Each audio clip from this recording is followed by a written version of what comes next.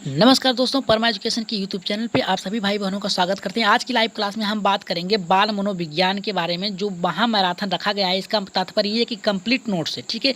महामैराथन जो क्लास है बाल मनोविज्ञान की, इसमें कंप्लीट सभी प्रश्नों को टारगेट किया गया है, ठीक है। और सभी लोग कापी पेन लेके बैठ जाइए। एक बार जो भी प्रश्न आप लोगों को इम्पोर्टेंट लगे उसे तुरंत लिखिएगा, ठीक है। और उसे या तो स्क्रीनशॉट ले लीजिएगा या फिर तुरंत इसे लिख लीजिएगा, ठीक है। और इस वीडियो को बाद में सेव करके आप देख सकते हैं, ठीक है। तो हम बता दें कि 2 दिन जो क्लास नहीं चली है, तबीयत बहुत ही ज़्यादा ख़राब थी, लेकिन फिर बीच में आप लोगों की जो मैराथन क्लास के नोट्स थे उसे तैयार किया जा रहा था, ठीक है। और जिन भाई बहनों ने हमारे चैनल को सब्सक्राइब नहीं किया तो जल्दी से सब्सक्राइब कर लीजिए, लाइक कर दीजिए और वीडियो को शेयर कर दीजिए ताकि अधिक से अधिक लोग हमारे चैनल से जुड़ सकें, ठीक है। और इतना ज़्यादा शेयर कर दीजिए कि एकदम वायरल कर दीजिए वीडियो को, ठीक है। तो चलिए देखते हैं क्या कर रहा है हमारा।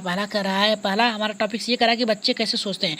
वेरी वेरी इंपॉर्टेंट ये प्रश्न है कि बच्चे कैसे सोचते हैं। सभी लोगों को पता है कि बच्चे जो होते हैं समस्या आने के बाद ही सोचते हैं, ठीक है। समस्या आने के बाद ही बच्चे सोचते हैं और उसके अनुसार उद्देश्य होना चाहिए, ठीक है। समस्या आने पे बालकों के समस्या उद्देश्य होना चाहिए, चेतन होना चाहिए, मानसिक क्रियाएं एक्टिवेट होनी चाहिए और समस्या होनी चाहिए और प्रत्यक्षीकरण का चित्र होना चाहिए, ठीक है। याद रखिएगा जो बच्चे होते हैं कैसे सोचते हैं, तो याद रखिएगा चिंतन के द्वारा ही बालक सोचता है, ठीक है। अब यहाँ उद्देश्य का तात्पर्य ये है कि उसका लक्ष्य कोई हो, ठीक है। लक्ष्य कोई हो, निर्धारित हो, इस आधार पर बालक चिंतन करेगा। फिर इसके बाद चेतना यानी उसके मन में चेतना यानी जागृत हो, वो कार्य करने के लिए तभी बालक कर सकता है। अब यहाँ पे देखिए मानसिक क्रियाओं के द्वारा कर सकता है, यानी अपने सोच के द्वारा उस समस्या का समाधान कर सकता है। और समस्या उसके समझ से प्रस्तुत हो, प्रत्यक्षीकरण यानी देखकर उसे चित्र को देखकर बालक समस्या को हल कर सकता है, ठीक है। तो याद रखिएगा यहाँ पे देखिए कह रहा है कि बच्चे कैसे सोचते हैं, तो बच्चे हमेशा समस्या आने के बाद ही चिंतन करते हैं, ठीक है। उसके समझ जो उद्देश्य एक लक्ष्य हो, चेतना हो यानी जागृत, उसे एक वो सक्रिय हो और यहाँ पे मानसिक क्रियाएं उसकी मानसिक क्रियाओं द्वारा सोचकर उस समस्या का हल कर सके, ठीक है। समस्या का हल कर सके और प्रत्यक्षीकरण उसकी समझ से प्रस्तुत होना चाहिए, ठीक है। तो चलिए आगे बढ़ते हैं, अपने देखते हैं हमारा यहाँ पे अगला चैप्टर क्या कर रहा है। यहाँ पे देखिए कह रहा है कि चिंतन के तत्व क्या क्या हैं। चिंतन के जो तत्व हैं पहले याद रखिएगा, पहला, दूसरा, तीसरा, चौथा या पांचवा, ये 5 चिंतन के तत्व हैं। याद रखिएगा, नोट कर लीजिएगा कि चिंतन के तत्व कितने हैं। तो चिंतन के जो तत्व हैं ये 5 है, ठीक है। यहाँ पे देखिए कह रहा है चिंतन के तत्व में हमारा क्या आएगा, तो हमारा यहाँ पे आएगा चिंतन के तत्व में प्रत्यक्षीकरण आएगा, विचार आएगा, वस्तु आएगी, चिन्ह आएगा और यहाँ पे आएगा भाषा, ठीक है। अब देखिए बालक जो होता है चिंतन के तत्व में कैसे कैसे प्रश्नों को सॉल्व करता है, यानी समस्या आने के बाद चिंतन कैसे करता है। यहाँ पे देखिए बिना समस्या के चिंतन नहीं हो सकता। तो अगर समस्या बालक की समझ प्रस्तुत होती है तो बालक क्या करेगा, ठीक है। एक बच्चा है, उसके समझ से अगर कोई समस्या प्रस्तुत हो रही है तो वो क्या करेगा, तो पहले वो प्रत्यक्षीकरण, ठीक है, प्रत्यक्षीकरण उसे देखेगा, ठीक है। प्रत्यक्षीकरण करेगा, फिर उसके बाद विचार करेगा, उस पर देखने के बाद विचार करेगा, फिर इसके बाद वस्तु क्या है उस पर सोचेगा, फिर इसके बाद चिन्ह उसका संकेत क्या है, उसकी जो सॉल्व करने का संकेत ढूंढेगा उसमें कैसे उसे हम संकेत कर सकें। फिर दूसरों की समस्या अगर रखेगा वो समस्या, तो उसकी भाषा यानी बोलचाल की भाषा कैसी होनी चाहिए, ठीक है। तो आप लोग बस इतना याद रखिएगा जो चिंतन के तत्व हैं कौन कौन से हैं। पहला है हमारा प्रत्यक्षीकरण, दूसरा है हमारा विचार, तीसरा है हमारा वस्तु और चौथा है हमारा चिन्ह और पांचवा है हमारा भाषा, ठीक है। याद रखिएगा चिंतन के 5 तत्व होते हैं, प्रत्यक्षीकरण, विचार, वस्तु, चिन्ह और भाषा, ठीक है। बालक देखकर समस्या को सॉल्व करेगा विचारों द्वारा, यानी उस पर विचार करेगा, फिर इसके बाद वस्तु कौन सी है उसे देखेगा, फिर इसके बाद चिन्ह क्या है उसके संकेतों को ढूंढेगा, फिर इसके बाद भाषा बोलचाल की भाषा के द्वारा हम चिंतन कर सकता है बालक, ठीक है। तो चलिए आगे बढ़ते हैं, देखते हैं आगे क्या कर रहा है। यहाँ पे देखिए कह रहा है बहुत ही महत्वपूर्ण है। यहाँ पे कह रहा है हमारा ये कह रहा है कि जो बहुविकल्पी होते हैं चिंतन के प्रकार कौन कौन से हैं। तो चिंतन के प्रकार में सबसे पहले हम लेंगे यहाँ पे बहुविकल्पी प्रश्नों को, ठीक है। अब बहुविकल्पी के अंदर ही सारे चिंतन के प्रकार आ जाएंगे, ठीक है। चिंतन के प्रकार जो होता है ये सभी, ठीक है, रूढ़िवादिता होती है, अभिसारी होती है, इसके बाद अति उपयोगी होती है और यहाँ पे कह शुरू कहीं से भी हो, अंत जो खत्म एक पर होगा, ठीक है। अब देखिए चिंतन के जो प्रकार हैं, बालक जो होता है चिंतन करता है, शुरू कहीं से भी आप प्रश्न उसको रखिए, कोई भी समस्या कहीं से भी रखिए, लेकिन खत्म बालक एक ही जगह से करेगा, ठीक है। तो अब यहाँ पे देखिए चिंतन के जो प्रकार हैं हमारे, यहाँ बहुविकल्पी प्रश्न में आप कोई भी वर्ड पूछेंगे लेकिन उसका आंसर एक ही होगा, ठीक है, अभिसारी होगा, ठीक है। और रूढ़िवादिता भी हो सकती है, यानी आप बहुविकल्पी में आप दो बालक हैं, एक के समय आप एक से आपको लगाव है, एक से आपको लगाव नहीं है, तो पहले बालक बालक से आप पूछेंगे कि बताइए भारत की राजधानी कहाँ है, तो वो कहेगा दिल्ली, ठीक है,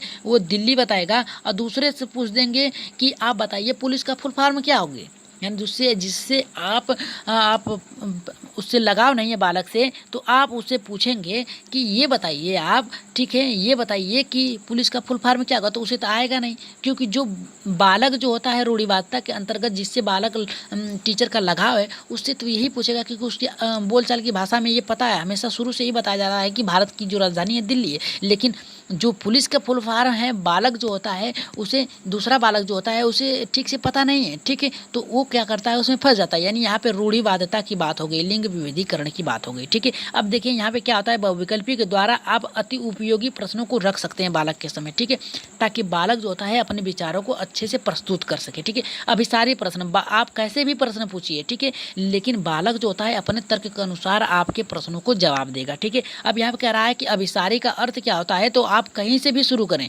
ठीक है, लेकिन खत्म एक पर ही होगा, ठीक है, कहीं से भी आप शुरू करें लेकिन खत्म एक पर ही होगा, ठीक है। चिंतन के प्रकार में आप याद रखिएगा कि सबसे महत्वपूर्ण होता है बहुविकल्पी, इसके अनुसार रूढ़िवादिता होती है, अभिसारी प्रश्न पूछे जाते हैं, फिर इसके बाद अति उपयोगी होता है, ठीक है। तो चलिए आगे बढ़ते हैं, देखते हैं अगला हमारा क्या कर रहा है। यहाँ पे देखिए कह रहा है हमारा, यहाँ पे ये कह रहा है कि जो तार्किक चिंतन होते हैं, ठीक है, यहाँ पे कह रहा है तार्किक चिंतन, ठीक है। अब तार्किक चिंतन के अंतर्गत क्या आता है, तार्किक चिंतन के अंतर्गत ये आता है कि बालक जो होता है हर प्रश्नों को देखकर सोच समझ कर चिंतन करता है। अब तर्क के आधार क्या होते हैं, ठीक है, पुरानी परंपरा से हटकर नया करना, ठीक है।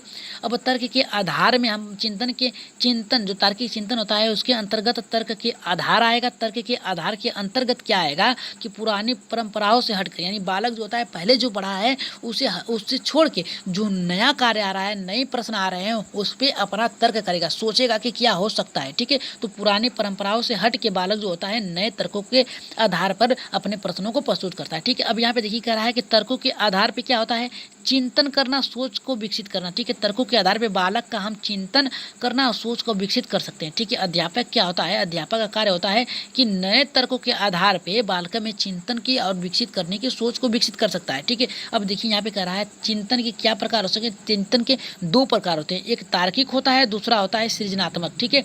अब चिंतन के दो प्रकार होते हैं, एक तार्किक होता है, एक सृजनात्मक। लेकिन तार्किक के अंतर्गत क्या आता है, बालक जो होता है तर्क करना सोचता है, तर्क करता है और सोचता है, ठीक है। लेकिन सृजनात्मक के अंतर्गत क्या आएगा, तर्क के द्वारा खोज करेगा बालक, ठीक है। सृजनात्मक के अंतर्गत आएगा कि तर्क के द्वारा बालक खोज करेगा, ठीक है।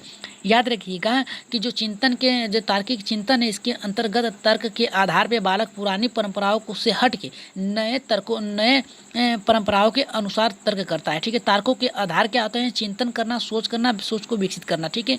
अब यहाँ पे देखिए चिंतन के प्रकार पूछा है, तो चिंतन के दो प्रकार होते हैं, एक तार्किक होता है, एक सृजनात्मक होता है। तार्किक में आएगा आपका तर्क करना, सोचना, और यहाँ पे आएगा सृजनात्मक में आएगा तर्क के द्वारा खोज करना, ठीक है।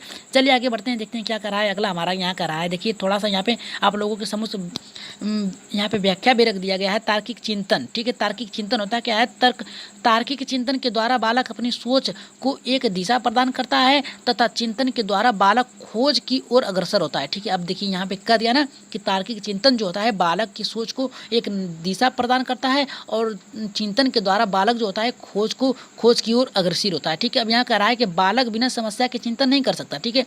अगर बालक के समस्या कोई भी समस्या हो, चाहे बड़ी हो कोई चाहे छोटी हो, ठीक है, कोई भी समस्या हो, या फिर जैसे उसे खेल में आप उसे समस्या प्रस्तुत कर सकते हैं। जैसे बालक है, बालक के समस्या, अगर आप एक बॉल दे रहे हैं, बालक खेल रहा है अच्छे से, अगर बालक में से जो बालक है उसकी समझ जो बॉल है उसमें से आप हवा निकाल देंगे तो बालक को दे देंगे, ठीक है। बालक को बॉल दे देंगे तो बालक देखेगा कि हवा निकल गया, पचक गया, तो अब बालक सोचेगा कि हम कैसे इसमें हवा भरें, ठीक है। तो वो बात करेगा, पंप लेकर आएगा, पंप के द्वारा उसमें हवा भरेगा, ठीक है। पंप के द्वारा हवा भरेगा, हवा भरने के बाद उसे चिपका देगा, ठीक है। तो उसमें कुछ ना तो कुछ वो चिंतन करेगा, याद रखिएगा। अब यहाँ पे कह रहा है कि अध्यापक को बालक में रुचि द्वारा तर्क करने की सोच को विकसित करना चाहिए। अध्यापक क्या होता है, अध्यापक को रुचि के माध्यम से तर्क करने की विकसित करना चाहिए, ठीक है। जैसे खेल में हमने बताया ना आपको कि एक बॉल दे दिया जाए, ठीक है, या फिर एक बैट दे दिया जाए, बॉल दे दिया जाए, बैट को तोड़ दिया जाए, बैट को अब कह दिया जाए कि इसे जोड़ के खेलो, ठीक है। तो अब बालक कैसे जोड़ के खेलेगा, ठीक है, जब तक उसे चिंतन नहीं करेगा तब तक जो जोड़ नहीं पाएगा, ठीक है। तो यहाँ पे अध्यापक को जो है रुचि के माध्यम से तर्क को सोच के विकसित करना चाहिए बालकों में, ठीक है। तो चलिए आगे देखते हैं क्या होता है। आज की वीडियो थोड़ी लंबी होने वाली है, तो याद रखिएगा, संयम बनाए रखिएगा और सभी प्रश्नों को नोट करते चलिए, ठीक है। ठीक है। यहाँ पे देखिए क्या कह रहा है कि मूर्त चिंतन क्या होता है, अमूर्त चिंतन क्या होता है, ठीक है। अब हम बात करेंगे मूर्त चिंतन, अमूर्त चिंतन, ठीक है। यहाँ पे देखिए मूर्त चिंतन क्या होता है, वस्तु के सामने रहने पर चिंतन मूर्त चिंतन कहलाता है, ठीक है। जैसे बालक के समस्त कोई अगर जैसे कोई वस्तु है, ठीक है, उसके समस्त रख दिया जाए, उस पर बालक जो होता है चिंतन करता है, ठीक है, तो वो मूर्त चिंतन कहलाता है। जो वस्तु सामने रहने पर चिंतन करना मूर्त चिंतन कहलाता है, ठीक है। अब जैसे हम यहाँ पे देख लेते हैं, उदाहरण यहाँ पे दिया है कि बालक के सामने कोई वस्तु अध्यापक के द्वारा दिखाकर उस पर बालकों को अपना तर्क देने के लिए कहना मूर्त चिंतन कहलाता है, ठीक है। जैसे आप एक तितली को बालक के समक्ष प्रस्तुत करेंगे, तितली एक बालक यानी जो बटरफ्लाई है, इसको आप बालक के समक्ष रखेंगे और उसको सोचने के लिए कहेंगे कि बताइए जो तितली है इसमें कितने रंग हैं, इसके कितने पंख हैं, यानी इसकी कितनी आँख हैं, इसके कितने पैर हैं। अगर आप कह देंगे बालक के समक्ष रखकर, तो बालक जो होता है उसे सोचेगा कि हाँ दो उसके पंख हैं, दो एक साइड पंख है, दो एक साइड पंख हैं इसमें लगे हुए हैं, और दो इसके एंटीना टाइम इसके निकले हुए हैं, और चार पैर इसके हैं, और दो आँखें, यानी उस पर सोच करेगा, ठीक है।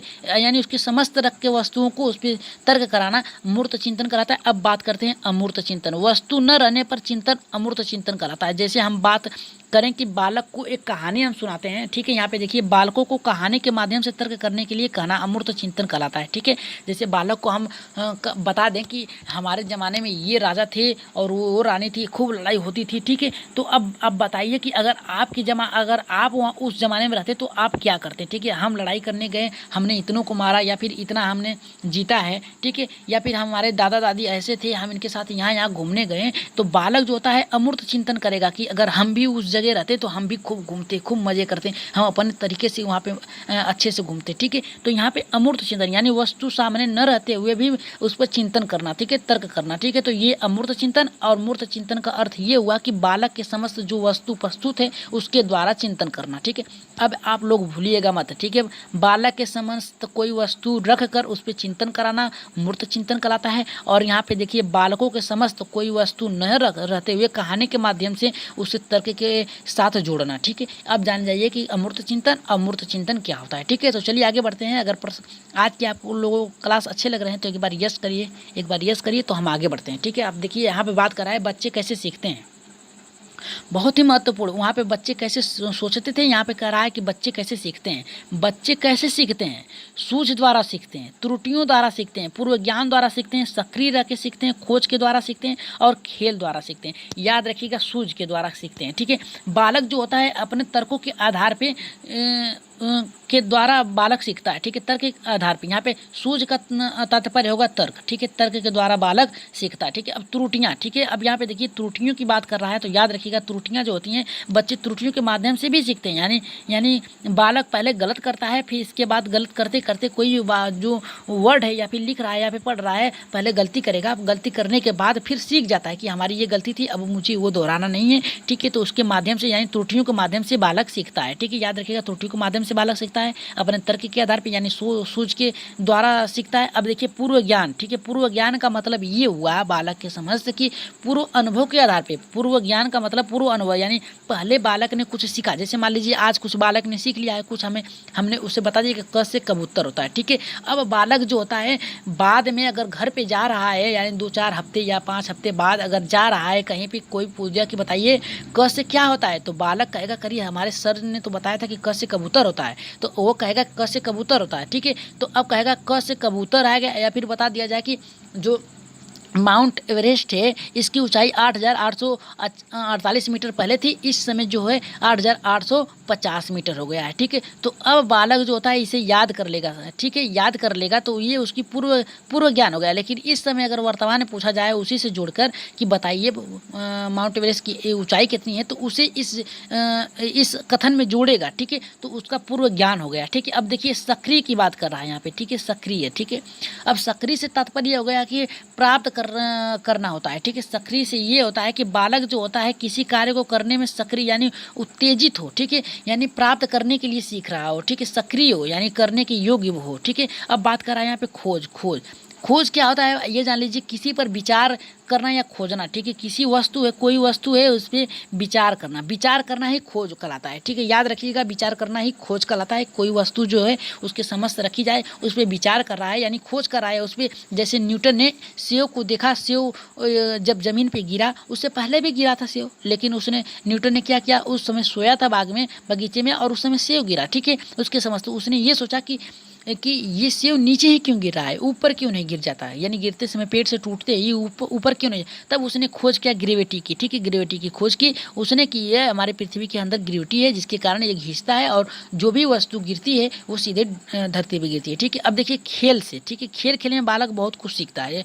ठीक है। खेल खेलने में बालक जो होता है बहुत कुछ सीख लेता है, ठीक है।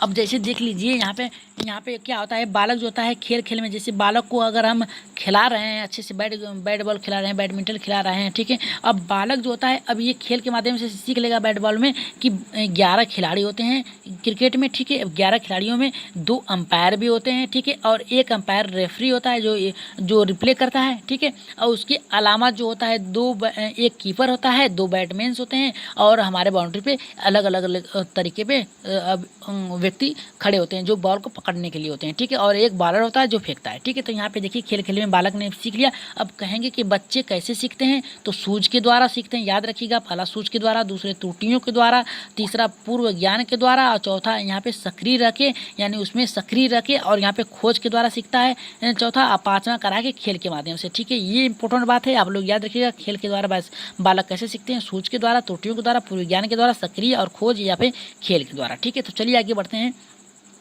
एक बार देखते हैं, यहाँ पे देखिए कह रहा है हमारा, देखिए यहाँ पे दिया है, ठीक है। अब देखिए वहाँ पे हमने आपको समझाया, अब देखिए यहाँ पे क्या कर रहा है, ठीक है। कह रहा है यहाँ पे कि बच्चे को प्रेरित कैसे करते हैं, ठीक है। अब यहाँ पे कह रहा है कि बच्चों को प्रेरित कैसे करें, ठीक है। अब यहाँ पे बहुत ही महत्वपूर्ण प्रश्न आ गए हैं, ठीक है। प्रेरित करने की बात कर रहा है, बच्चों को प्रेरित कैसे करें, तो चलिए देख लेते हैं कैसे कर सकते हैं। बालक को पूर्व ज्ञान द्वारा, ठीक है। पूर्व ज्ञान कर रहा है कि बालकों को पूर्व ज्ञान यानी उसके वातावरण परिवेश से जोड़कर पढ़ाना चाहिए। बालक जो होता है अपने वातावरण में क्या क्या देखा है, क्या क्या नहीं देखा है, उसके माध्यम से हम बालक को उससे पूछें पहले कि आपने क्या देखा है क्या नहीं देखा। उससे पूछ सकते हैं कि रास्ते में आते समय आपने पेड़ देखा है, तो बालक कहेगा कि हाँ, हमने आते हुए हम रोज देखते हैं पेड़ एक है, ठीक है। तो आप उससे पूछ सकते हैं कि आप बताइए कि आम का पेड़ कैसा होता है, उस पर क्या क्या होता है, ठीक है। तो बालक अपने पूर्व ज्ञान के अनुसार ये कहेगा कि हमने देखा है कि जो पेड़ होता है उसमें पत्तियां होती हैं लंबी लंबी, और उसमें आम के पेड़ थे जो मीठे फल होते हैं, ठीक है। और ये जो होता है गर्मी से लेके बरसात के बीच में होता है, ठीक है। अब यहाँ पे देखिए क्या कर रहा है, दूसरा हमारा क्या कर रहा है कि रुचियों के द्वारा बालक को प्रेरित किया जा सकता है। बालकों को विषय रुचिकर बनाकर पढ़ाना चाहिए, ठीक है। जो बालक को हम पाठ पढ़ा रहे हैं उससे पहले रुचिकर बनाए, ठीक है। उससे संबंधित जो कैसे सीखना चाहता है उसके द्वारा हम सिखाएं, ठीक है। यहाँ पे देखिए कर रहा है बालक को विषय से रुचिकर बनाकर पढ़ाएं, ठीक है। अब यहाँ पे देखिए तीसरा हमारा कर रहा है शिक्षण विधि द्वारा बालकों को पढ़ाते समय सरल विषय रखें, ठीक है। जो शिक्षण विधियाँ हमारी हैं बालकों को पढ़ाते समय सरल हो, ठीक है, जो उन्हें समझ में आए, ठीक है। सरल से तात्पर्य यही है कि जो बालक को समझ में आ जाए, ठीक है। वैसे शब्दों का हमें प्रयोग करके उनकी शिक्षण विधियों को तैयार करना चाहिए, ठीक है। जैसे बालक को हम पढ़ाते समय हमेशा उस पारिवारिक या वातावरण, उस परिवेश के साथ जोड़ के पढ़ाएं जो बालक हमेशा जानता है, ठीक है। उससे पढ़ाकर अगर उससे जोड़ के पढ़ाएंगे तो बालक जो होता है शिक्षण विधियों के माध्यम से अति सक्रिय होगा, ठीक है। कक्षा का वातावरण, अब देखिए प्रेरित करने की बात कहा है तो कक्षा का वातावरण जो होता है सबसे महत्वपूर्ण यहाँ पे होगा। कक्षा का वातावरण, जो कक्षा का वातावरण होना चाहिए वो शांत होना चाहिए, ठीक है। शांत होना चाहिए, तभी बालक जो होता है एकाग्र होकर सीख सकता है, ठीक है। अब देखिए यहाँ पे कह रहा था प्रेरित कैसे करें, तो यहाँ पे पूर्व ज्ञान के द्वारा प्रेरित कर सकते हैं, रुचियों के द्वारा प्रेरित कर सकते हैं, शिक्षण विधियों द्वारा, और कक्षा का वातावरण शांत हो, ठीक है। जहाँ उसकी बैठने के स्थान है, जहाँ पे विद्यालय है वहाँ पे ज़्यादा शोर शराबा न हो, तो बालक जाता है ज़्यादा सक्रिय के माध्यम से सीख सकता है, सक्रिय होकर सीख सकता है, ठीक है। तो चलिए आगे बढ़ते हैं। एक बार कमेंट करिए सभी लोग कि कैसे प्रश्न लग रहे हैं आज की आप लोगों को जो मैराथन क्लास चलाई जा रही है। एक बार कमेंट करिए और शेयर कर दीजिए, जल्दी से शेयर कर दीजिए। एक बार शेयर करिए, जल्दी से शेयर करिए, वीडियो को शेयर करिए जल्दी से, तो आगे बढ़ रहे हैं। शेयर करिए, शेयर कर दीजिए एक बार जल्दी से, ठीक है। शेयर करिए जल्दी से एक बार भाई साहब। जल्दी से सभी लोग शेयर करिए। और आप लोग बीच बीच में कहते रहते हैं सर कमेंट का जवाब नहीं देते हैं, तो अगर कमेंट का जवाब हम देंगे तो सोचिए अगर कोई वर्ड हमें अगर एकाएक याद आ जाए और हम आपको बताना चाहें और बीच में आपका कमेंट देखने लगे तो भूल जाएंगे, ठीक है। तो चलिए देख लेते हैं क्या कर रहा है यहाँ पे। बच्चा एक वैज्ञानिक के रूप में, ये प्रश्न भी बहुत महत्वपूर्ण है, ठीक है। याद रखिएगा कि बच्चा एक वैज्ञानिक के रूप में कैसे होता है, जिज्ञासा होता है, सृजनात्मकता के द्वारा सीखता है और खतरा मोल लेता है और मौलिकता। अब बात करेंगे कि ये होता क्या है, ठीक है। बच्चा एक वैज्ञानिक के रूप में होता है, सभी लोग को पता है कि बच्चा जो होता है ना बालक जो होता है एक वैज्ञानिक के रूप में होता है, ठीक है। जिज्ञासा, अब देखिए यहाँ पे कह रहा है कि जिज्ञासा, ठीक है। जिज्ञासा, बच्चों के मन में जिज्ञासा रहती है, ठीक है। कोई भी वस्तु हो, कोई भी स्थान हो, कोई भी व्यक्ति हो, उसे देखता है बालक तो सोचता है कि आखिर ये कैसे हो गया, ठीक है। जैसे जिज्ञासा उत्पन्न रहती है उसके बालक में, ठीक है। जिज्ञासा, बच्चों के मन में जिज्ञासा रहती है, ठीक है। जैसे अगर टीवी बालक देख रहा है तो सोचता है कि आखिर टीवी कैसे बन रही है, ठीक है। अभी बात करेगा जैसे जिज्ञासा रहती है कि पहले जो बालक शुरू में अगर पिक्चर देखता है तो उसमें कोई हीरो या विलेन मर जाता है। याद रखिएगा जिज्ञासा उसके मन में कैसे उत्पन्न होती है कि अगर बालक पहली बार मूवी देख रहा है या फिर टीवी देख रहा है, कोई भी सीरियल देख रहा है, उसमें एक व्यक्ति मर जाता है या फिर हीरो मरता है या फिर विलेन मरता है, जब मर जाता है तो बालक जब दूसरी बार पिक्चर देखता है तो उसके मन में जिज्ञासा था, अरे वो तो मर गया था, फिर कैसे आ गया। फिर इसके बाद वो पूछता है अपने जो बड़े होते हैं उससे बड़े लोग होते हैं उससे पूछता है कि आप ये बताइए कि उस तो मर गया था फिर कैसे आ गया, तो वो बताएंगे कि नहीं वो मरा नहीं था, ये काल्पनिक धारावाहिक है, ठीक है। इसमें जो इसके पात्र होते हैं वो काल्पनिक होते हैं, ठीक है। सिर्फ सोच पे निर्भर करते हैं कि ऐसा हो सकता है, ठीक है। तो बालक की जो जिज्ञासा हुई यहाँ पे शांत हुई, ठीक है। तो अब बात करते हैं यहाँ पे सृजनात्मकता, नए नए विचारों का उत्पन्न होना, ठीक है। बालकों के मन में, अभी हमने बताया ना कि अरे मर गया तो फिर कैसे जिंदा हो गया, नए नए विचारों का यहाँ पे उत्पन्न होना, ठीक है, बालक के अंदर, ठीक है। अब देखिए बात क्या होती है सृजनात्मकता में, बालक जो होता है कुछ ना कुछ नया करता रहता है, ठीक है। आप देखे होंगे छोटे बच्चे जो होते हैं वो शुरू में क्या करते हैं, कुछ खिलौने लेते हैं उसे तोड़ देते हैं, ठीक है। उसे तोड़ देते हैं, तोड़ने के बाद फिर उसे जोड़ते हैं, ठीक है। तो जब जोड़ना प्रारंभ करते हैं उसी समय उनकी मस्तिष्क का विकास शुरू हो जाता है। याद रखिएगा सृजनकर्ता उनका वहाँ पे सृजन करना वहाँ पे चालू हो जाता है, ठीक है। तोड़कर वो जोड़ना प्रारंभ करते हैं तो समझ लीजिए बालक में सृजनात्मकता का विकास हो गया है, ठीक है। अब यहाँ पे देखिए खतरा मोल लेना, ठीक है। यहाँ पे देखिए खतरा मोल लेने की बात करना, जानते हुए भी कार्य करना, ठीक है। जानते हुए भी कार्य करना, खतरा मोल रहे बच्चे ले लेते हैं, ठीक है। जैसे हम कह दें कि आप मत जाइएगा, ठीक है। अगर पानी में अगर बालक पहली बार पानी में उतर रहा है नहाने के लिए तो आपके उनके माता पिता कहेंगे कि पानी में मत जाना, ठीक है, आप डूब जाओगे। लेकिन बालक कहता है मैं कैसे डूबूंगा, मैं तो जाऊंगा, आज जाके रहूंगा। ये हमेशा कहते हैं कि डूब जाओगे, आज जाऊंगा। जैसे ही पानी में गहरे पानी में पैर रखता है वो फिसल के अंदर चला जाता है, ठीक है। जब अंदर जाता है तो डूबने लगता है बालक, ठीक है। जब डूबने लगता है बालक तो क्या करता है, जब वो बाहर बच जाता है तो कहता है हाँ सही बात पिताजी ने कहा था कि अंदर जाओगे तो डूब जाओगे, ठीक है। तो यहाँ पे देखिए खतरा मोल लिया ना उसने बालक। अब देखिए बात करते हैं यहाँ पे मौलिकता की बात करते हैं, किसी का नकल करना यही मौलिकता होती है, ठीक है। राय देना बनी हुई वस्तुओं पर, ठीक है, यानी जो वस्तु है उस पर राय देना, ठीक है। राय मौलिकता कहलाता है, ठीक है। यहाँ पे किसी का नकल करना ये भी मौलिकता कहलाएगा और राय देना बनी हुई वस्तुओं पे, ठीक है। बनी हुई वस्तुओं पे राय अपनी देना ये भी मौलिकता के अंतर्गत आ जाएगा, ठीक है। अब बच्चा जो होता है वैज्ञानिक रूप में कैसे होता है, जिज्ञासा के द्वारा, मन में कोई जिज्ञासा हो, सृजनात्मकता, नए नए कार्य को करना, ठीक है, उत्पन्न होता है। और यहाँ पे जानते हुए भी खतरा मोल लेना और यहाँ पे किसी की नकल करना, ठीक है। तो चलिए आगे बढ़ते हैं, अब देखते हैं क्या कर रहा है। आज की वीडियो बहुत ही लंबे होने वाले हैं तो धैर्य बनाए रखिएगा क्योंकि आप लोगों को यहाँ से आप लोगों को 4 से 5 नंबर मिलना श्योर है कि आप लोगों को 4 से 5 नंबर मिलेंगे, ठीक है। अब देखिए कह रहा है कि बच्चा समाधान के रूप में, ठीक है, बच्चा जो होता है समस्या समाधान के रूप में कैसे होता है, त्रुटि एवं प्रयास के द्वारा होता है, सोच के सिद्धांत के द्वारा होता है, अनसीखी विधि के द्वारा होता है, ठीक है। अब बात करते हैं त्रुटि एवं प्रयास के द्वारा बच्चा समाधान कैसे कर सकता है, ठीक है। बार बार प्रयास करना, जैसे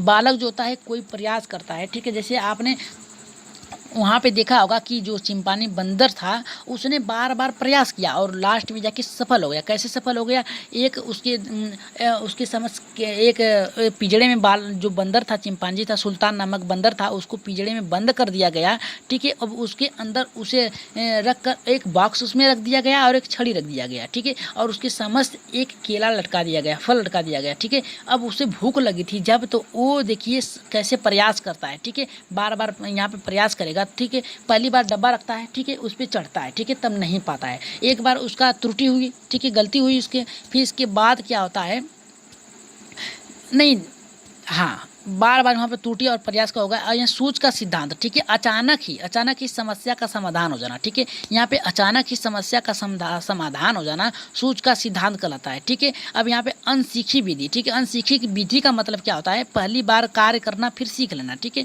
अब देखिए यहाँ पे बालक जो, यहाँ पे देखिए सुल्तान नामक जो बंदर था, इस पे दोनों टॉपिक्स बैठता है, सूझ का सिद्धांत भी बैठता है और त्रुटि एवं प्रयास, ठीक है, ये दोनों ही बैठते हैं, ठीक है। इससे क्या होता है, वो एकाएक उस छड़ी के द्वारा जोड़कर उस फल को प्राप्त कर लेता है, ठीक है। और यहाँ पे बार बार प्रयास करता है, ठीक है, तभी तो बॉक्स को ये रखता है, ठीक है। यहाँ पे देखिए त्रुटि एवं प्रयास के द्वारा भी बालक सीख सकता है और सूझ के सिद्धांत के द्वारा भी अनसीखी यानी पहली बार करना फिर सीख लेना, ठीक है। अब देखिए हाथ में यहाँ पे देखिए आगे में हाथ डालना, यहाँ पे देखिए पहली बार अनसीखी यानी बालक जो होता है, आग जो दीपक होता है वो देखता है कि जलता है, बालक वहाँ पे टलते टलते जाता है और वहाँ पे क्या करता है, अपना हाथ रख देता है, ठीक है, और उसका हाथ जल जाता है, ठीक है। जब जल जाता है तो बालक सीख लेता है कि अगर दोबारा मैं वहाँ पे अपना हाथ रखूँगा तो फिर जल जाऊँगा, ठीक है। तो ये अनसीखी विधि हो गई।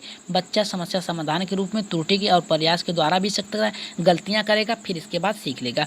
सूझ अचानक ही सीख लेना, ये भी हमारा समस्या समाधान होगा और अनसीखी विधि भी होगा, ठीक है। तो चलिए आगे बढ़ते हैं, एक बार देखते हैं क्या कह रहा है। यहाँ पे देखिए कह रहा है हमारा कि अधिगम के वैकल्पिक विधि, अधिगम के वैकल्पिक विधि क्या है, ठीक है, करके सीखना। दूसरा कह रहा है निदानात्मक उपचारात्मक, यहाँ पे कह रहा है कि दक्षता आधारित, यहाँ पे कह रहा है सक्रियशीलता, ठीक है। यही होता है वैकल्पिक विधि में हमारा 4 होता है, पहला करके सीखना, दूसरा निदानात्मक उपचारात्मक और तीसरा कह रहा है कि दक्षता आधारित और चौथा कह रहा है हमारा यहाँ पे सक्रियशीलता, ठीक है। बात करते हैं हम यहाँ पे, देखिए कह रहा है कि करके सीखना, करके सीखने में अस्थायी ज्ञान होता है।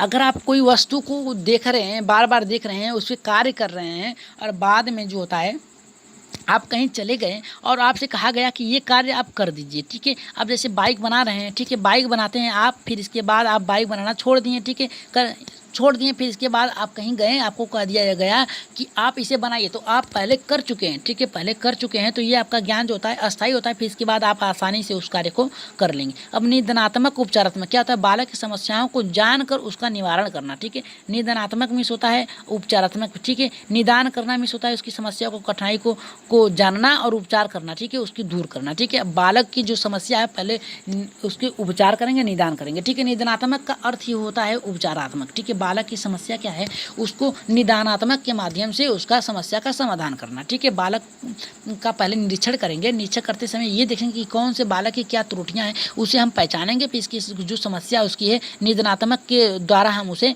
उपचारात्मक कार्य के द्वारा हम उसे ठीक करेंगे, ठीक है। अब दक्षता आधारित क्या होता है, बेहतर बनना। एक समय ऐसा आता है जब व्यक्ति किसी वस्तु में निपुण हो जाता है, ठीक है। दक्षता यानी किसी वस्तु में, कोई वस्तु है, कोई ज्ञान है, उसमें आपका निपुण हो जाना, ठीक है। जैसे बालक जो होता है पहले उसे क ख ग नहीं आता है, क ख ग पढ़ता है, ABCD नहीं आता, ABCD पढ़ता है, फिर 1 2 नहीं आता है, 1 2 पढ़ता है, फिर इसके बाद जो होता है वो उसे जोड़ गुड़ा घटाना भाग नहीं आता है, किताब पढ़ना नहीं था। लेकिन एक समय ऐसा आता है जो बालक जो होता है उसमें निपुण हो जाता है, उसे संख्या का ज्ञान भी हो जाता है, अक्षर का भी ज्ञान हो जाता है, फिर इसके बाद जो होता है ABCD का सभी का ज्ञान हो जाता है, तो बालक जो होता है सभी का ज्ञान हो गया तो उसमें निपुण हो जाएगा, ठीक है। तो वही कराता है हमारा यहाँ पे दक्षता आधारित ज्ञान, ठीक है। अब सक्रियशील, कक्षा में बालक एवं शिक्षक दोनों सक्रिय रहना चाहिए, ठीक है। जो बालक होता है, किसी बालक और जो अध्यापक होता है, अध्यापक को बालक के प्रति सिखाने के लिए सक्रिय होना चाहिए, और जो बालक है उसे टीचर के अनुरूप ढलने के लिए सक्रिय होना चाहिए। उसके वाणियों, उसके जो द्वारा पढ़ाई, शिक्षक के द्वारा पढ़ाया गया ज्ञान को सीखने के लिए एकदम सक्रिय रहना चाहिए, ठीक है। यहाँ पे देखिए वैकल्पिक विधि में क्या आएगा, करके सीखना आएगा, निदानात्मक आएगा, दक्षता आएगा और सक्रियशील, ठीक है। करके सीखने में बार बार प्रयास करेगा, निदानात्मक में क्या होगा, बालकों का निदान करना, ठीक है, उसकी समस्या का समाधान करना, दक्षता यानी किसी भी चीज़ में निपुणता प्राप्त करना, सक्रियशीलता यानी उसमें सक्रिय रहना, ठीक है, आपका उसमें एकदम ध्यान केंद्रित रहना कि हमें ये सीखना है, ठीक है। तो चलिए आगे बढ़ते हैं, देखते हैं क्या कर रहा है यहाँ पे संवेग। यहाँ पे देखिए बहुत ही महत्वपूर्ण यहाँ पे टैग लगा हुआ है बहुत ही महत्वपूर्ण का। तो जान लेते हैं महत्वपूर्ण में क्या है। संवेग जो होता है क्या होता है ये जान लेते हैं। ठीक है, संवेग होता क्या है, बहुत ही महत्वपूर्ण प्रश्न है। संवेग के पहले अंतर्गत क्या आता है फिर इसके बाद हम जानेंगे। ठीक है, अब देखिए संवेग के अंतर्गत क्या होता है, परिवर्तनशील होता है। संवेग के द्वारा बालक में संवेद या व्यक्ति में परिवर्तनशीलता आ जाती है। ठीक है, परिवर्तन आ जाता है। ठीक है, अब दूसरा करा है शारीरिक में परिवर्तन आ जाता है। तीसरा करा है कि सकारात्मक और नकारात्मक भी संवेग हो सकता है और यहाँ पे करा है स्थानांतरण हो सकता है। ठीक है, अब बात करते हैं हम यहाँ पे देखिए कि संवेग के द्वारा जो आते हैं परिवर्तनशील कैसे होते हैं। ठीक है, बालक जो होता है संवेग यानी क्रोध हो गया, भय हो गया या फिर उसकी जो निष्ठा हो गई, ठीक है, या फिर प्रेम लगाव जो भी आ गया उसके द्वारा बालक में परिवर्तन आ जाता है। अगर बालक अधिक क्रोध करता है तो बालक का जो स्वभाव है वो चिड़चिड़ापन हो जाता है। ठीक है, उसके देखिए परिवर्तन हो गया उसमें। ठीक है, चिड़चिड़ापन हमेशा रहना, शारीरिक परिवर्तन। ठीक है, क्रोधित रहना या फिर हमेशा सबसे झगड़ा करना या फिर उसकी जो बनावट है संवेग के द्वारा उसकी जो उसकी गतिविधियां हैं उसमें परिवर्तन आ जाना, शारीरिक परिवर्तन भी हो सकता है। संवेग के द्वारा सकारात्मक भी हो सकता है, नकारात्मक भी हो सकता है। सकारात्मक बालक जो होता है अच्छे कर्म भी कर सकता है और नकारात्मक यानी बुरा कर्म भी कर सकता है। ठीक है, स्थानांतरण यानी बालक में जो होता है एक स्थान से दूसरे स्थान जाने के लिए भी संवेग का बहुत ही महत्वपूर्ण योगदान होता है। ठीक है, याद रखिएगा संवेग के द्वारा परिवर्तनशील होता है बालक में, फिर इसके शारीरिक में भी परिवर्तनशील होता है, नकारात्मक सकारात्मक भी संवेग हो सकता है और यहाँ पे करा स्थानांतरण भी हो सकता है। ठीक है, याद रखिएगा। ठीक है, संवेग जो होता है बहुत ही महत्वपूर्ण होता है। इसके द्वारा बालक में परिवर्तनशील होता है, सकारात्मक नकारात्मक उसकी सोच है, उसकी जो बोलो चाल की भाषा है वो भी बदल सकती है या फिर अच्छी हो सकती है, शारीरिक बदलाव होता है और स्थानांतरण होता है। ठीक है, चलिए आगे देखते हैं क्या कर रहा है। यहाँ पे देखिए ये तो उससे भी महत्वपूर्ण आ गया। यहाँ पे देखिए कह रहा है अधिगम को प्रभावित करने वाले कारक। अधिगम को प्रभावित करने यानी सीखने को प्रभावित करने वाले कारक कौन कौन से हो सकते हैं। निजी कारक हो सकते हैं, बाह्य कारक। निजी कारक से तात्पर्य आपकी ये है कि आपकी जो शारीरिक शरीर के अंदर है यानी आपके अंदर जो स्वभाव है उस पर हो गया। बाह्य कारक जो आपकी वातावरण है आपसे आपके जो बाहरी कारक है उससे संबंधित हो सकता है। ठीक है, तो यहाँ पे देखिए कह रहा है कि अधिगम को प्रभावित करने वाले कारक। निजी कारक पहले हम जान लेते हैं। निजी कारक में क्या होता है, आपकी क्षमता, बुद्धि, रुचि, प्रेरणा, तत्परता और थकान, ये भी अधिगम को प्रभावित करने वाले कारक हैं। अब बाह्य कारक में क्या आ जाएगा, विषय वस्तु, शिक्षा आ जाएगा, वातावरण आ जाएगा, प्रश्न और उद्दीपक, ये दोनों आ जाएंगे। ठीक है, तीनों चारों आ जाएंगे। ठीक है, तो याद रखिएगा आप लोग यहाँ पे कि निजी कारक के अंतर्गत जो बालक में अधिगम का प्रभावित करता है, क्षमता, आपकी योग्यता क्या है वो भी आपको प्रभावित कर सकता है। ठीक है, आपकी योग्यता 2 रोटी खाने की है, आप 4 रोटी खाएंगे। ठीक है, तो यहाँ पे आपकी योग्यता जो होती है ये भी आपको प्रभावित करता है, क्षमता जो होती है। अब बुद्धि, आपकी सोचने समझने की शक्ति कितनी विकसित है ये भी निर्भर करती है आपको अधिगम के प्रभावित करने का एक कारण हो सकता है। ठीक है, अब रुचि यानी आपकी लगाव कितना है किसी वस्तु में। ठीक है, ये भी आपके अधिगम को प्रभावित कर सकता है। ठीक है, प्रेरणा, आपको कितनी प्रेरणा मिल रही है, कहाँ से मिल रही है, सकारात्मक मिल रही है या फिर नकारात्मक मिल रही है, ये भी अधिगम को प्रभावित कर सकता है। तत्परता, आप कितने तत्पर हैं कार्य करने के लिए। ठीक है, और थकान, थकान जो होती है आपकी जो होती है रुकावट, बाधा होती है। ठीक है, याद रखिएगा जो थकान होती है बाधा से तत्पर रखता है। अधिक कार्य करने के द्वारा आप थकान महसूस करते हैं तो फिर भी उसके अनुरूप आप कार्य करते जा रहे हैं तो ये भी अधिगम को प्रभावित कर रहा है। ठीक है, वाह्य कारक में क्या होता है, विषय वस्तु, विषय वस्तु जो होता है कठोर कितना या फिर सरल है। ठीक है, वो भी आपको प्रभावित कर सकता है। शिक्षा, शिक्षा का स्वरूप कैसा है। ठीक है, बालक में अधिगम के प्रभावित करने के शिक्षा का स्वरूप कैसा है, यानी आपका कठोर रवैया है या फिर जो है आपका नॉर्मल है। ठीक है, यानी बालकों के प्रति आपके शिक्षा का स्वभाव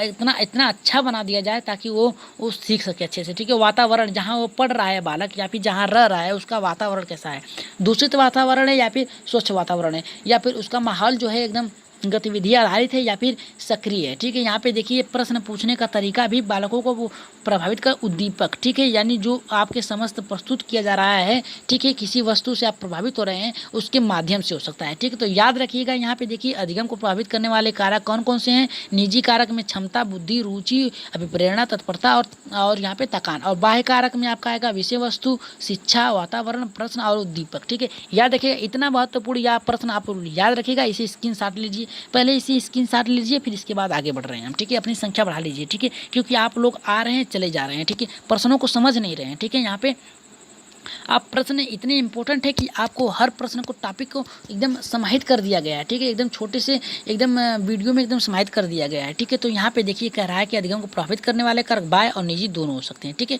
चलिए आगे बढ़ते हैं, एक बार अपनी संख्या बढ़ा लीजिए, एक बार शेयर कर दीजिए।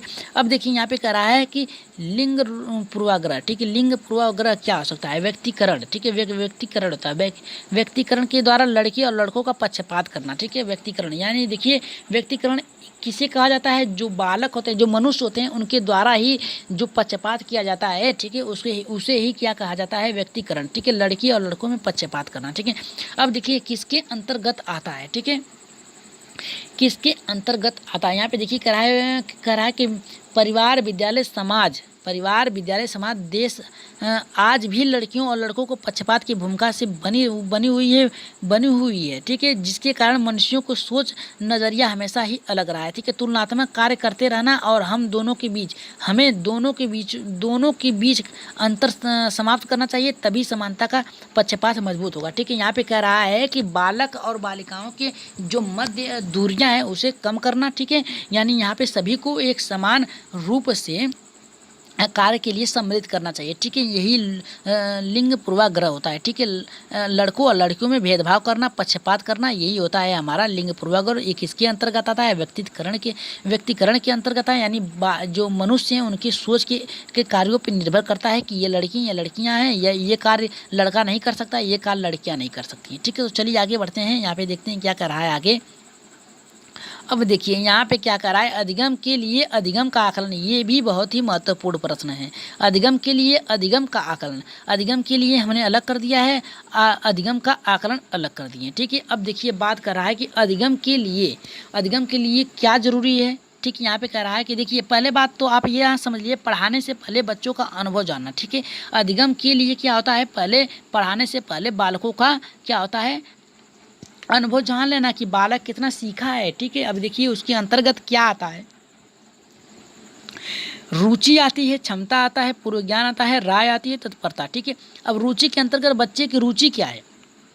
अधिगम को पढ़ाते समय बालकों में ये जान लेना जरूरी है कि उनकी रुचि किस में आज है, यानी हर रोज टॉपिक्स को बदल के पढ़ाना चाहिए, बच्चों के अनुरूप पढ़ाना चाहिए, ठीक। आज देखते हैं कि बालक कैसे पढ़ना चाहता है। बालक कहेगा कि हम आज सर पर्यावरण पे पढ़ना चाहते हैं, आज उनकी रुचि जो है पर्यावरण पे है, या फिर कहेंगे कि सर हमें ये बताइए सामाजिक गतिविधियाँ कैसे होती हैं, तो उनकी रुचि के अनुसार पढ़ाना चाहिए। क्षमता यानी उनकी योग्यता कितनी है, ठीक है, उनकी जो स्टोर करने की क्षमता जितनी है, बालक स्तर कौन से स्तर पे बालक है, ठीक है, बालक किस स्तर पे है उसके अनुसार हमें पढ़ाना चाहिए, ठीक है। और पूर्व ज्ञान, बालक के पूर्व ज्ञान यानी उसके वातावरण में जो सम्मिलित घटनाएं घटित हो रही हैं उसके अनुरूप बालक को पूर्व ज्ञान के साथ पढ़ा के जोड़ के हमें पढ़ाना चाहिए। राय, बच्चे की राय क्या है, यानी उसे जानना जरूरी होता है, ठीक है। बच्चे को अपनी राय कैसे प्रस्तुत कर रहे हैं पढ़ाने से पहले, ठीक है, ये जानना बहुत जरूरी है कि बच्चे जो होते हैं कितना सक्रिय हैं, ठीक है। यहाँ पे तत्पर से बच्चे के विषय में तत्पर होना, ठीक है। यहाँ पे बच्चे जो होते हैं आपके विषय जो पढ़ा रहे हैं उसमें कितना तत्पर हैं, ठीक है। अगर तत्पर नहीं है तो उन्हें रुचिकर बनाना चाहिए, ठीक है, पढ़ाते समय रुचिकर, ठीक है।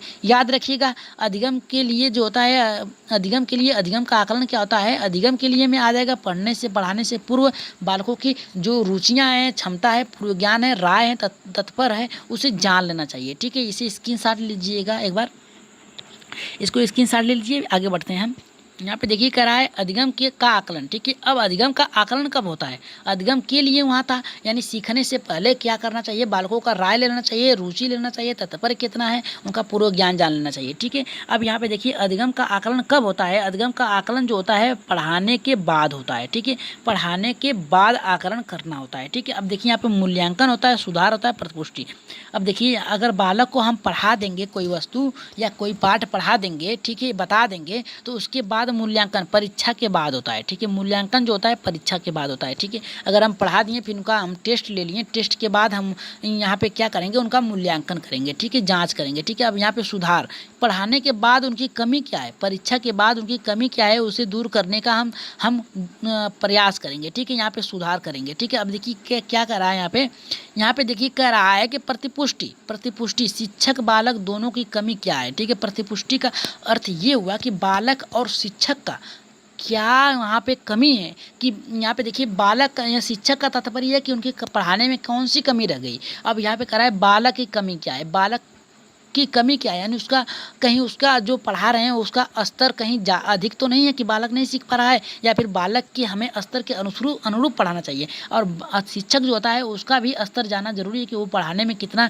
अच्छा प्रतिपुष्ट होता है, यानी कितना अच्छे से पढ़ा रहा है। ठीक है, तो यहाँ पे याद रखिएगा जो यहाँ पे अधिगम के लिए आकलन होगा, यहाँ पे पढ़ाने के बाद होगा, मूल्यांकन के द्वारा सुधार किया जाता है और प्रतिपुष्टि उनकी कमियाँ अपनी कमियाँ क्या है उसे प्रस्तुत किया जाता है। ठीक है, यानी जो बालक की कमियां हैं इसे शिक्षक तुरंत जान लेगा, लेकिन जो शिक्षक की कमियां हैं इसे मीटिंग में अपना राय दिया जाता है कि आपने आज कैसा पढ़ाया, कौन सा बालक नहीं सीख रहा है, कैसे सीख रहा है, कैसे पढ़ा रहे हैं। ठीक है, तो यहाँ पे चलिए जो शिक्षक का जो मूल्यांकन होगा वो बालकों के समझ से नहीं होगा। ठीक है, क्योंकि अगर बालकों के समझ होगा तो बालक क्या उनके मन में एक भय उत्पन्न हो जाएगा, या फिर एक ऐसा मानसिक स्थिति बन जाएगी कि ये टीचर अच्छे नहीं पढ़ाते हैं। ठीक है, तो उनकी जो कमियाँ हैं वो उनके प्रिंसिपल या उनके अध्यापक जो हेड हैं उनके समस्त यानी मीटिंग में जो अध्यापक मीटिंग होती है उसमें रखा जाएगा। ठीक है, अभी देखिए यहाँ कह रहा है कि बुद्धि बहुबुद्धि का सिद्धांत। ठीक है, बहुबुद्धि का सिद्धांत किसने दिया है, तो हार्वर्ड गार्डनर ने दिया। याद रखिएगा बहुबुद्धि का सिद्धांत किसने दिया है, तो हार्वर्ड गार्डनर ने दिया। ठीक है, बहुबुद्धि का सिद्धांत कितना है, तो 11 है। ठीक है, बहुबुद्धि का ज्ञान हार्वर्ड गार्डनर ने 11 दिए हैं। पहला करा कि भाषाई बुद्धि, दूसरा तार्किक बुद्धि, तीसरा करा है गतिक बुद्धि, चौथा संगीती बुद्धि और स्थानिक बुद्धि, अंतर्व्यक्तित्व बुद्धि, और यहाँ पे कह रहा है कि अंत और यहाँ पे कह रहा है प्राकृतिक, और यहाँ पे कह रहा है कि अस्तित्ववादी, और यहाँ पे कह रहा है कि 10वां कह रहा है कि आध्यात्मिक, और 11वां कह रहा है कि धार्मिक। ठीक है, तो अब जान लेते हैं कि होता क्या है। बहुबुद्धि का सिद्धांत जो है, यहाँ पे बहुबुद्धि का सिद्धांत जो है हार्वर्ड गार्डनर ने दिया था, और हार्वर्ड गार्डनर ने बहुबुद्धि का 11 सिद्धांत दिया था। कितना दिया था, 11 सिद्धांत दिया था। अब जान लेते हैं 11 सिद्धांत कौन को, तो भाषाई बुद्धि के अंतर्गत क्या आता है, भाषाई बुद्धि के अंतर्गत कौन आता है, कवि आता है। याद रखिएगा कवि आता है। ठीक है, भाषाई बुद्धि के अंतर्गत कवि आता है, और तार्किक बुद्धि के अंतर्गत वकील आता है। ठीक है, वकील आता है। याद रखिएगा भाषाई बुद्धि के अंतर्गत कवि आता है, तार्किक बुद्धि के अंतर्गत वकील आता है। ठीक है, और यहाँ पे गतिक बुद्धि के अंतर्गत गणितज्ञ आते हैं। ठीक है, गणितज्ञ आते हैं। ठीक है, यहाँ पे गणितज्ञ होगा, और संगीती बुद्धि के अंतर्गत जो आपके जैसे जो गायक हैं वो आ जाए, जैसे लता मंगेशकर हो गए। ठीक है, अरिजीत सिंह हो गए। ठीक है, और स्थानिक बुद्धि में कौन आएगा, याद रखिएगा जो आपके मिस्त्री होते हैं। ठीक है, मिस्त्री लोग होते हैं वो। अंतर्व्यक्तित्व का तात्पर्य ये होगा कि सेल्समैन। ठीक है, अंतर्व्यक्तित्व का तात्पर्य सेल्समैन से हो गया, यानी जो आपके एजेंट आते हैं कहते हैं कि वो उनकी अंतर्व्यक्तित्व बुद्धि होती है, आपको इतना भरमा देंगे कि आप वो उस उनके प्रोजेक्ट को खरीदने में एकदम तत्पर हो जाएंगे। ठीक है, सोचेंगे कि हम खरीद लेंगे, जैसे LIC एजेंट। ठीक है, LIC एजेंट हो गया, जीवन बीमा हो गया, आपको इतना भरमा देंगे कि आप कहेंगे कि हाँ हम खरीद लेंगे। इतना भरमा देंगे जैसे कहेंगे कि आप अगर रास्ते में जा रहे हैं तो आपका एक्सीडेंट हो गया, तो आप अगर पॉलिसी अपनाए रहेंगे तो आपके बच्चों को मिल जाएगा। आपको इतना भ्रमित कर देते हैं कि आप उसकी पॉलिसी को अपना ही लेते हैं। ठीक है, अब यहाँ कह रहा है कि अंतर। ठीक है, यहाँ पे देखिए कह रहा है कि खुद को डाल लेना। ठीक है, अंतर का तात्पर्य खुद को डाल लेना। ठीक है, यानी खुद का डाल लेना यानी किसी मुश्किल में डाल लेना। ठीक है, यानी आपको मुश्किल घड़ियों में डाल लेना, और वहाँ पे आप सफल हो जाते हैं तो अच्छी बातें नहीं होते हैं, तो आप फेलियर हो जाते हैं। ठीक है, प्राकृतिक बुद्धि का तात्पर्य ये होता है कि जो प्रकृतिवाद हैं, यानी जो मनोवैज्ञानिक हैं, उनके जो पर्यावरण से विधि हैं, यानी जो पर्यावरण से तात्पर्य रखते हैं। ठीक है, पर्यावरणीय हो गए, उनसे तात्पर्य रखता है। ठीक है, अब यहाँ पे बात करा अस्तित्ववादी। ठीक है, अस्तित्ववादी का तात्पर्य ये हो गया आपका कि जो धार्मिक क्रियाएं और अस्तित्ववादी यानी आपके अस्तित्व से संबंधित रखते हैं। ठीक है, जैसे माली यहाँ पे देखिए प्रकृति में क्या कौन आएगा, माली आ जाएंगे। ठीक है, और यहाँ पे अपनी रक्षा करने, अस्तित्ववादी में अपनी रक्षा करने के जो हमारे सैनिक आ गए वो हो जाएंगे। ठीक है, यहाँ पे आध्यात्मिक और धार्मिक का तात्पर्य आप लोगों का यहाँ पे मौलवी से हो जाएंगे और पुजारियों से हो जाएगा, पंडितों से हो जाएगा। ठीक है, याद रखिएगा जो बहुबुद्धि का सिद्धांत किसने दिया था, हार्वर्ड गार्डनर ने दिया था। किस पे दिया था, यहाँ पे भाषाई बुद्धि, तार्किक बुद्धि, गतिक बुद्धि, संगीत बुद्धि, स्थानिक और अंतर्व्यक्तित्व, और यहाँ पे प्राकृतिक और अस्तित्ववाद, और धार्मिक और अधार्मिक। ठीक है, आध्यात्मिक और धार्मिक। ठीक है, तो चलिए आगे बढ़ते हैं, देखते हैं अगला हमारा क्या करा है। यहाँ पे देखिए समावेशी।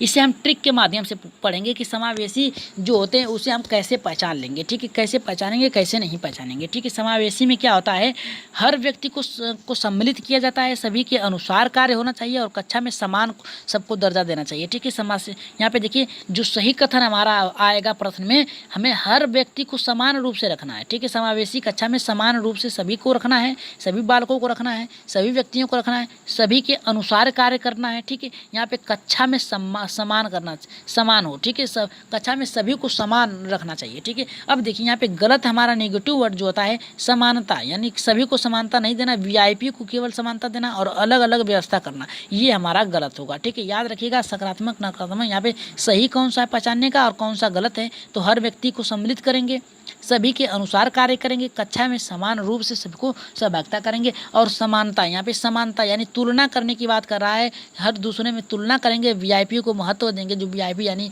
जो एकदम अच्छे घराने से आता है या फिर अच्छे उनकी पहुँच है उनको महत्व देंगे और अलग अलग व्यवस्था करनी नहीं, सबको कक्षा में समान व्यवस्था करेंगे, सभी के अनुसार कार्य करेंगे और हर व्यक्ति का समान हो, हर व्यक्ति समान हो, ठीक है। यहाँ पे देखिए ट्रिक के माध्यम से यही पहचाना गया है कि कौन सा गलत है कौन सा सही है, प्रश्न में आप लोग पहचान लीजिएगा, ठीक है। चलिए इसको स्क्रीनशॉट ले लीजिए, नहीं तो हम आगे बढ़ते हैं।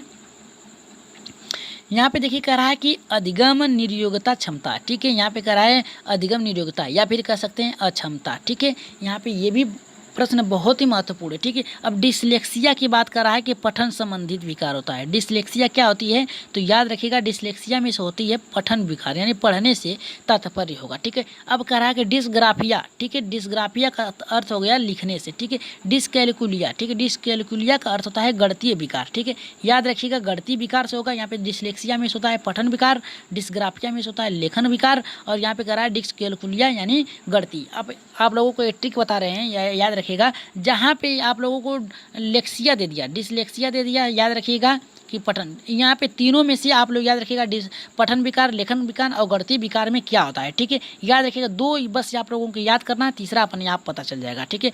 कैलकुलिया यानी गणना करना, याद रखिएगा गणना करना, ठीक है। यहाँ पे ग्राफिया, ग्राफ में से आप समझ लीजिएगा कि लिखने से आ रहा है, ठीक है। अब आप दोनों लोग यहाँ पे देखिए दो हमने पता कर लिया कि ग्राफ में से हमें जो बनाना है यानी बनाने के लिए हमें लिखना पड़ेगा तो हमारा लेखन हो जाएगा, और कैलकुलिया यानी कैलकुलेट करने से हमारा गणित हो गया, तो तीसरा हमारा ऑलरेडी यहाँ पे डिसलेक्सिया पठन विकार से आप लोगों के समझ से प्रस्तुत हो जाएगा, ठीक है। तो कुछ और हैं उसे भी जान लेते हैं। यहाँ पे देखिए कह रहा है कि अधिगम अक्षमता में क्या कह रहा है, यहाँ पे देखिए कह रहा है कि डिस्प्रेक्सिया सूक्ष्म गति होता है, ठीक है। सूक्ष्म डिस्प्रेक्सिया जो होता है सूक्ष्म गतिक होता है, ठीक है।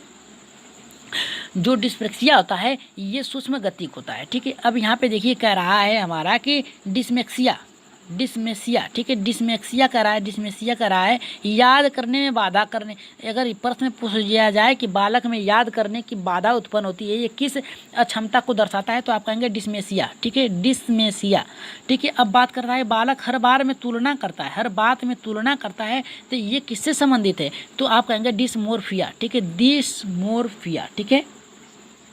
याद रखिएगा कि डिसमोर्फिया में बालक जो होता है तुलना करता है, ठीक है, याद रखिए। और याद रखिएगा आपको हम बता दें कि यहाँ पे देखिए ये तीनों क्षमता जो यहाँ पे है पठन विकार, लेखन विकार, गणितीय, ठीक है। याद रखिएगा अगर पठन विकार भी बालक में है और गणितीकरण भी है और पढ़ने से लिखने से और उसको जो होता है लिखने से, पढ़ने से और देखने से, ठीक है, जो भी होता है उसका ये तीनों सम्मिलित हो जाएंगे, ठीक है। तीनों अगर सम्मिलित हो जाएगा तो उसका यही होगा सूक्ष्म गतिक, यानी तीनों सम्मिलित है तो डिस्प्रेक्सिया आ जाएगा, ठीक है। यहाँ पे देखिए आप देख लीजिए यहाँ पे कह रहा है कि पठन से भी, लेखन से, पढ़ने से, लिखने से और गणना करने में अगर बालक में कोई अक्षमता आ रही है, अगर तीनों प्रश्न में दे दिया जाए तो आप कहेंगे डिस्प्रेक्सिया उसको हो गया। आपके लिए एक प्रश्न है, इसे बताइए इसका आंसर क्या होगा। यहाँ कह रहा है बुलेरिया, बुलेरिया मीन्स होता क्या है, आप इसका प्रश्न का आंसर आप लोग कमेंट बॉक्स में जरूर बताइएगा कि जो आपने पढ़ा कि डिसलेक्सिया, डिसग्राफिया, डिसकैलकुलिया और फिर डिस्प्रेक्सिया, डिसमेसिया और यहाँ पे कह रहा है कि डिसमोर्फिया, ठीक है, तुलना करना। यहाँ पे बताइए कि इसका तात्पर्य यहाँ पे बुलेरिया जो होता है इसका अर्थ क्या होगा, इसका अर्थ क्या होगा, तो आप जल्दी से बताइए इसका अर्थ क्या होगा। तो हम बता रहे हैं जो बुलेरिया होता है ये खाता बहुत है, बालक जो होता है अधिक खाता है, व्यक्ति जो होता है अधिक खाता है, यानी खाते रहता है, हमेशा खाता रहता है, तो उसका अर्थ होगा बुलेरिया उसको हो गया है, ठीक है। चलिए आगे देख लेते हैं क्या है हमारा। अब यहाँ पे देखिए कह रहा है हमारा कि बालक जो होता है, यहाँ पे देखिए अच्छे परीक्षा के गुण क्या होते हैं। ठीक है, यहाँ पे कह रहा है अच्छे परीक्षा के गुण। जिन भाई बहनों ने अभी तक हमारे चैनल को सब्सक्राइब नहीं किया तो जल्दी से सब्सक्राइब कर लीजिए। ठीक है, यहाँ पे कह रहा है कि अच्छे प्रश्नों के गुण क्या होते हैं। अच्छे प्रश्नों के गुण में आएंगे आपके वैधता, दूसरा आएगा विश्वसनीयता आएगा, तो और तीसरा आएगा वस्तुनिष्ठा, और चौथा आएगा व्यवहारिता, और पांचवा आ जाएगा हमारा व्यापकता। ठीक है, यहाँ पे व्यापकता आएगा। ठीक है, अच्छे प्रश्न परीक्षा के गुण यही होते हैं। ठीक है, याद रखिएगा अच्छे परीक्षा के गुण यही होते हैं। ठीक है, आपका वैधता होना चाहिए, वैध होना चाहिए, एकदम अच्छे होना चाहिए। विश्वसनीयता, प्रश्न कितने सटीक आप बनाते हैं। वस्तुनिष्ठा, किस पे बना रहे हैं। व्यवहारिता यानी किस पे आधार है। व्यापकता, कितना सटीक है। ठीक है, याद रखिएगा। ठीक है, अच्छे प्रश्न के गुण जो होते हैं यही आपके 1 2 3 4 5 हैं। ठीक है, वैधता होता है, विश्वसनीयता होता है, वस्तुनिष्ठा, व्यवहारिता, व्यापकता। याद रखिए, क्रम से याद रख लीजिएगा आप, क्रम से याद रखिएगा इन प्रश्नों को, क्रम से। अच्छे प्रश्नों के गुण कौन कौन से होते हैं तो याद रखिएगा। प्रश्न में कोई भी पूछ दिया जाए आप तुरंत इस प्रश्नों को याद रहेगा तो आप तुरंत प्रश्नों को सॉल्व कर लेंगे। ठीक है, तो चलिए आगे बढ़ते हैं। अपने यहाँ पे देखिए जीन पियाजे। ठीक है, जीन पियाजे पे हमने बात किया। जीन पियाजे और वाइगोस्की में क्या कहा है जीन पियाजे और क्या कहा है वाइगोस्की ने। ठीक है, तो अब देख लेते हैं क्या कहा है जीन पियाजे ने और क्या कहा है यहाँ पे वाइगोस्की ने। ठीक है, जीन पियाजे ने कहा, जीन पियाजे ने भाषा पे दिया, विचार पे दिया है अपना मत, और वाइगोस्की ने भाषा पे दिया है। याद रखिएगा कि जीन पियाजे ने विचार पे अपना मत दिया है, वाइगोस्की ने समाज पे दिया है। ठीक है, जीन पियाजे ने कहा है कि बालक में सर्वप्रथम विचार आता है, फिर इसके बाद भाषा आता है। ठीक है, और इसके बाद हम केंद्रीय पे बल दिया है और खुद से बालक सीखते हैं। ठीक है, बालक में जो होता है पहले विचार आता है। जिन पियाजे ने कहा है कि बालक, देखिए यहाँ पे आप कह सकते हैं कि जिन पियाजे ने विचार पे अपना मत दिया है। विचार, बालक में पहले विचार आता है। जिन पियाजे ने कहा कि जिन पियाजे के अनुसार जिन पियाजे ने अपने बालकों पे पहले प्रयोग किया था। ठीक है, अपने बालकों पे किया था। ठीक है, यहाँ पे याद रखिएगा जिन पियाजे ने पहले कहा कि बालक में विचार आता है, बालक के अंदर अहम केंद्रित हो जाता है, अहम केंद्रित का खुद की अपनी प्रतिष्ठा को बचाए रखने का क्रम जारी होता है और खुद से सीखते हैं बालक। ठीक है, और यहाँ पे देखिए वाइगोत्स्की ने क्या कहा है कि वाइगोत्स्की ने कहा है समाज पे दिया है। याद रखिएगा जिन पियाजे ने विचार पे अपना मत दिया है और वाइगोत्स्की ने यहाँ पे समाज पे दिया है। वाइगोत्स्की ने कहा है कि बालक में सर्वप्रथम भाषा का विकास होता है। ठीक है, फिर इसके बाद अपने कार्यों को दिशा देना, फिर इसके बाद समाज से सीखता है। ठीक है, बालक के अंदर जो होता है पहले भाषा आता है, बालक अपने कार्यों को दिशा देना सीख जाता है, फिर इसके बाद कहता है कि समाज से बालक सीखते हैं। ठीक है, बालक जो होते हैं अपने आसपास में रह के अपने वातावरण में जो व्यक्ति हैं, दादा दादी हैं, जो भी हैं समाज में, वातावरण से सीखता है। ठीक है, तो चलिए आगे देखते हैं क्या कह रहा है हमारा। अब देखिए यहाँ पे बहुत ही महत्वपूर्ण आ गया। ठीक है, अब यहाँ पे देखिए बहुत ही महत्वपूर्ण प्रश्न आ गए। ठीक है, अब देखिए बहुत ही महत्वपूर्ण है। ठीक है, कह रहा है कि वाइगोस्की में केवल 3 शब्द। अब देखिए 3 शब्द दोनों में है। ठीक है, जेडपी भी है, एम की ओ भी है, ये भी याद रखिएगा। इसके फोल्डिंग ठीक है, इसके फोल्डिंग के अंतर्गत क्या आता है, शुरुआत में ही बता देना बालक की कठिनाई क्या है, उससे पहले ही बालक को बता देना। ठीक है, शुरुआत में ही बता देना, इसके फोल्डिंग कराता है। ठीक है, अब बात करते हैं यहाँ पे जेडपी। ठीक है, ये प्रश्न हमेशा पूछता है जेडपीडी क्या होता है। बच्चा जो होता है, बच्चा, वयस्क और सहारा देना। ठीक है, बच्चा जो होता है किसी कार्य को सीखता है। ठीक है, बच्चा जो होता है किसी कार्य को सीखता है तो उसे वयस्क जो होता है उस कठिनाइयों को दूर करता है। ठीक है, जैसे मान लीजिए जेडपी का कार्य ये हो गया कि बालक की जो कठिनाई है उसके बीच में, ठीक है, बालक है कोई कठिनाई को प्रस्तुत हो रही है, उसके समस्त उसकी बीच की जो गैपिंग है उसे भरना ही जेडपीडी हो जाता है। ठीक है, बालक की समस्याओं को दूर करना एक वयस्क के द्वारा, एक टीचर के द्वारा, एक अध्यापक के द्वारा ही सहारा देना होता है। ठीक है, सहारा देना। ठीक है, इसी को कहते हैं जेडपीडी। ठीक है, जेडपीडी के अंतर्गत बालक की कठिनाइयों को दूर करना। ठीक है, बच्चे की कठिनाई जो है उसे दूर करना किसके द्वारा दूर किया जाता है, वयस्क द्वारा तो किया जाता है। वयस्क अगर उसको दूर करता है तो क्या कहलाता है, सहारा देना कहलाता है। याद रखिएगा। ठीक है, जेडपीडी में बालक की जो समस्या बाद में उत्पन्न होती है वो बच्चे की समस्या को वयस्कों यानी उनसे जो ऊपर उनसे बड़े जो हैं, उनसे ज्ञानी जो हैं, वयस्कों के द्वारा दिया जाता है। जो वयस्क उसकी जेडपीडी का कार्य भर देते हैं तो उसे क्या कहा जाता है, सहारा देना कहलाता है। अब यहाँ पे देखिए कह रहा है कि इसको फोल्डिंग में क्या होता है, बालकों की कठिनाइयों से यानी बालकों को शुरू में ही बता दिया जाता है। अब देखिए यहाँ पे कह रहा है कि एम की ओ। अब एम की ओ का आप लोग फुल फॉर्म पूछेंगे तो हमने पहले ही लिख दिया है कि मोर नॉलेज अदर। ठीक है, अधिक से अधिक जानकारी जुटाना, ठीक है। बालकों के की समझ ऐसे प्रश्न रख दिए जाएँ कि बालक जो होता है उससे जुड़ी सभी प्रश्नों को प्रस्तुत करके यानी जो अपने मस्तिष्क में स्टोर कर ले, ठीक है। मोर नॉलेज अदर, ठीक है। यहाँ पे अधिक से अधिक प्रश्नों को जुटाना, ठीक है। तो चलिए आप लोगों को पता चल ही गया होगा जेडपीडी क्या होती है। जेडपीडी जो होती है बालक के खाली स्थान को भरना। बालक जो होती है किसी कार्य को कर रहा है और समस्या उत्पन्न हो गई तो वयस्कों के द्वारा बालक के जो समस्या है उसको पाटना, ठीक है, उसको ख़त्म करना, बता देना और वो बता देना उसको पाटना। जेडपीडी को भरना ही क्या कहलाता है, सरल सहारा देना कहलाता है, ठीक है। तो चलिए आगे बढ़ते हैं, अपने प्रश्नों की ओर देखते हैं। जीन पियाजे की बात करते हैं, ठीक है। जीन पियाजे के अवस्थाओं के गुण, ठीक है। यहाँ पे जीन पियाजों के बालक की अवस्थाओं के गुण क्या है यहाँ पे देख लेते हैं। पहला करा है कि सक्रिय, दूसरा करा है कि वस्तु अस्थायित्व, तीसरा करा है जीववाद और चौथा करा है करा है कि विलोमिता, चौथा करा है, पांचवा करा कि अविलोमिता और छठा करा है कि संरक्षण का अभाव, ठीक है। और यहाँ पे सातवां करा है संरक्षण, ठीक है। अब देखिए यहाँ पे क्या बात बन रहा है कि जिन पियाजे की अवस्थाओं के गुण कौन कौन से हैं बालक के अंदर, तो सक्रिय रहता है बालक, वस्तु अस्थायित हो जाता है, जीववाद हो जाता है, विलोमिता का अभाव होता है और अविलोमिता होता है और संरक्षण होता है और सातवां होता है संरक्षण। आइए इन सभी प्रश्नों पे थोड़ा थोड़ा कुछ विचार कर लिया जाए, ठीक है। देख लेते हैं क्या होता है यहाँ पे, सभी प्रश्नों को देख लेते हैं क्या कह रहा है। चलिए देख लेते हैं। यहाँ पे देखिए पहले कह रहा है सक्रियता, ठीक है। हम बात करेंगे पहले सक्रिय पे, फिर वस्तु अस्थायित्व की, फिर इसके बाद जीववाद पे, ठीक है। अब देखिए यहाँ पे जीववाद की बात कर रहा है, ठीक है। जीववाद सक्रिय में क्या होता है, बच्चा जो होता है वस्तु को बिगाड़ कर बनाता है, ठीक है, सक्रिय होता है, ठीक है। बालक कोई कार्य कर रहा है या फिर कोई खिलौना है, बालक के समझ कोई खिलौना है, खिलौने को पहले बालक खेलता है सक्रिय रूप से, जब खेलता है फिर इसके बाद क्या करता है वो उसे तोड़ देता है, ठीक है। फिर इसके बाद सक्रिय हो जाता है कि नहीं मैं इसे जोड़ के कार्य करूँगा, इसे जोड़ के ही रहूँगा। तो जब उस कार्य को जोड़ता है, खिलौने के बिगाड़ देता है, फिर इसके बाद जोड़ता है तो बालक सक्रिय रहता है। सक्रिय के माध्यम से बालक जो होता है सृजनात्मकता का विकास होता है बालक में, ठीक है। अब बालक जो होता है सक्रिय कैसे हुआ, एक वस्तु लेके खेल रहा है, यानी एक इसके पास बाइक है या फिर कार है, उसे वो तोड़ देता है, तोड़ने के बाद जोड़ने का प्रयास करता है तो उसमें सृजनात्मकता का विकास प्रारंभ हो जाता है, ठीक है। अब देखिए यहाँ पे करा है अस्थायित्व, वस्तु अस्थायित्व की बात करा है तो वस्तु न दिखाई देने पर भी वस्तु है, ठीक है।